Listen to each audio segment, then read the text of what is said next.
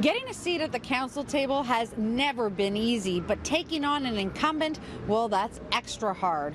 But Nikki Clarke, a former NDP candidate, was looking forward to the challenge. She was racing against Carolyn Parrish, a longtime Mississauga city councillor for Ward 5 seat. She filed her nomination papers on Friday, but on Monday was disqualified, and Parrish had a role to play in that. Carolyn Parrish is interested in my nominators because she wants to scrutinize my every movement of my campaign. I do believe she thinks that I am a strong contender. Clarke, who ran in the last provincial election under the NDP banner, only decided to run for council last week. I was approached by members of the Black community and the Sikh community. They saw from the previous election as a MPP candidate for Mississauga Malton that I would be a strong contender for the municipal elections. So I gave it some thought. I didn't have a whole lot of time to prepare. In order to run, she needed to gather 25 nominators and submit her application by Friday at 2 p.m. She got it in just under the buzzer, and that's when Carolyn Parrish got interested. Given the last-minute disarray and the somewhat odd filling in of two last nominators somewhere in City Hall, I filed a request to have her nominators reviewed, she tells CityNews in a statement. Parrish did more than that. She reviewed them herself. In a Twitter message exchange between Parrish and Catherine Spolet, she said, "Just checking Nikki Clarke's nominators and your address rang a bell, but the last name didn't."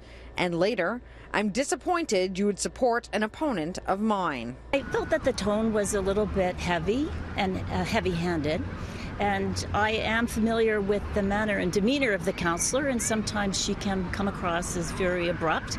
Parrish's complaint to the clerk's office ultimately revealed 8 discrepancies, which were primarily spelling errors and incorrect postal codes.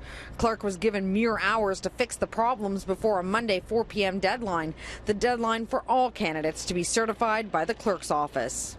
What was required of me to do was to go and locate the 8 endorsees and get them to fill out new documents with fresh signatures within 3 hours and 10 minutes.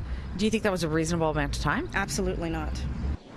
But not everyone agrees. Deadlines are deadlines are deadlines. It's a rule, it's a law, and I think the bare minimum here should be that, for heaven's sakes, you can get your nomination papers in accurately, on time, and you should expect nothing less.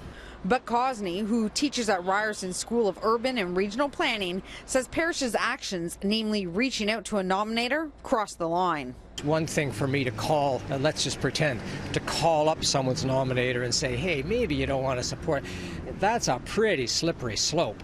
Let's just extend that. You know, I don't think this person is really very great, and I wonder if maybe I might be able to persuade you with a little bit of whatever it may be.